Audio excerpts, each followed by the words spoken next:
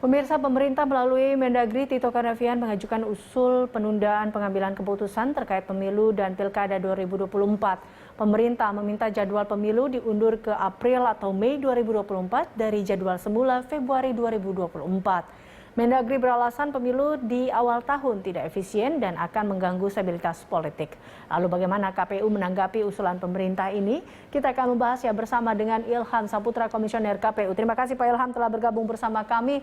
Pak Ilham, apa tentunya tanggapan dari KPU terkait dengan usul Mendagri ini agar pemilu diundur ke April atau Mei 2024 ini dari jadwal sebelumnya yang kita ketahui adalah Februari?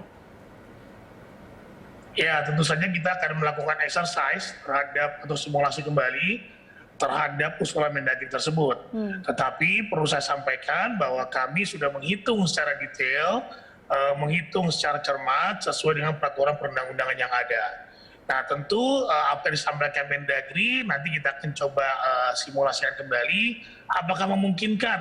Karena beberapa kali kami sampaikan bahwa kenapa kemudian kami menggeser yang biasanya bulan April menjadi bulan Februari?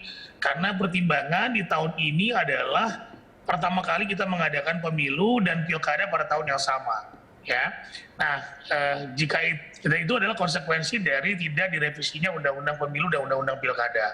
Oleh karenanya di syarat pencalonan undang-undang pilkada itu disebutkan bahwa ada persyaratan bahwa partai bisa mencalonkan calon pilkada adalah partai memperoleh 20% kursi di DPR di daerah masing-masing dan 25% suara sah ya dari total suara sah.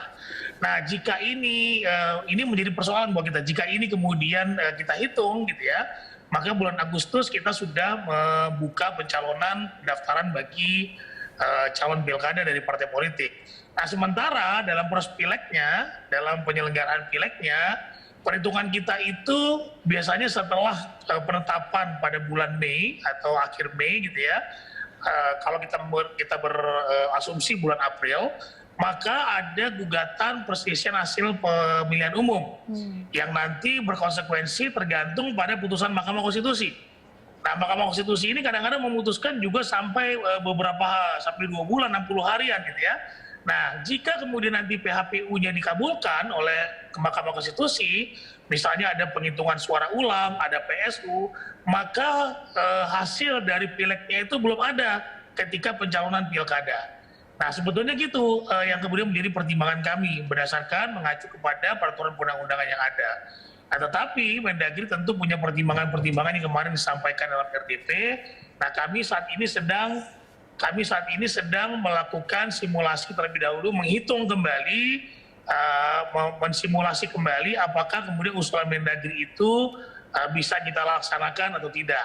Nah, nanti akan dipertemukan usulan dari Mendagri dengan usulan KPU dalam sebuah konsinyering yang nanti akan diinisiasi oleh Komisi 2 DPR RI. Oke, Pak Ilham, ini kalau kita lihat tadi salah satu alasan yang dikatakan oleh Menteri Dalam Negeri Tito Karnavian bahwa bila dilakukan di awal tahun maka salah satunya adalah ini tidak efisien, terjadi polarisasi atau ini akan menyebabkan mengganggu stabilitas politik atau stabilitas keamanan nasional juga. Nah, tapi kalau tadi KPU sudah menghitung-hitung dan sudah ada beberapa pertimbangan, apa mungkin dampak dari apabila pemilu ini diundur ke April atau Mei 2024, hitung-hitungan KPU sendiri? Iya, tentu kita sedang melakukan simulasi ya Mbak ya, tapi dari perhitungan yang pertama kenapa kita membuat di bulan Februari, saya sudah sampaikan tadi ya. Nah, tentu kita melihat celah, kita akan melihat kembali apakah memungkinkan gitu ya, seperti usulan Mendagri. Nah, ini sekarang yang sedang kita hitung seperti itu Mbak. Nah, terkait dengan anggaran, tentu kami juga akan mereview kembali, merasionalisasi kembali anggaran kami. Tadi dalam sebuah berita saya sudah sampaikan bahwa memang anggaran itu kami maksimalkan karena sekali lagi memang ada beberapa daerah yang kantornya itu kita masih pinjam. Bahkan sebagian kantornya itu kita ada yang di tanda kutip ya diusir karena akan digunakan lagi oleh Pemda setelah dipinjamkan. Nah, tentu dengan kondisi seperti ini akan sulit buat kami, tapi jika memang kemudian pemerintah kesulitan anggaran terkait dengan tadi disebutkan oleh Mendagri bahwa soal membangun kembali perekonomian Indonesia, ya oleh karenanya nanti kami akan pertimbangkan untuk kemudian melihat yang paling mungkin untuk dibangun di arah mana saja. Kami sudah serahkan listnya kepada DPR untuk dipelajari. Nah, kemudian juga honor, Mbak. Honor ini kan untuk penyelenggara kami di Badan Ad Hoc, terutama di kecamatan, desa, dan juga di TPS, ini minim, Mbak, ya. Memang kalau kita naikkan, ini akan signifikan naik biaya penyelenggaraan pemilu dan pilkada. Tetapi untuk kesejahteraan mereka dan juga agar mereka juga maksimal bekerja, tentu kami berupaya semaksimal mungkin untuk menaikkan honor mereka, ya. Nah, ini yang salah satu 70% dari penyelenggaraan pilkada atau pemilihan adalah besarnya anggaran honor bagi penyelenggara di Badan Ad Hoc. Oke. Demikian, Mbak. Baik, artinya kalau kita lihat di sini, bila memang terjadi pengunduran jadwal di bulan April atau Mei 2024 nanti, ini tentunya akan mengubah semua jadwal yang sudah ditata oleh KPU. Artinya seperti itu ya, atau merevisi semua pelaksanaan pemilu, seperti itu, Pak Ilham?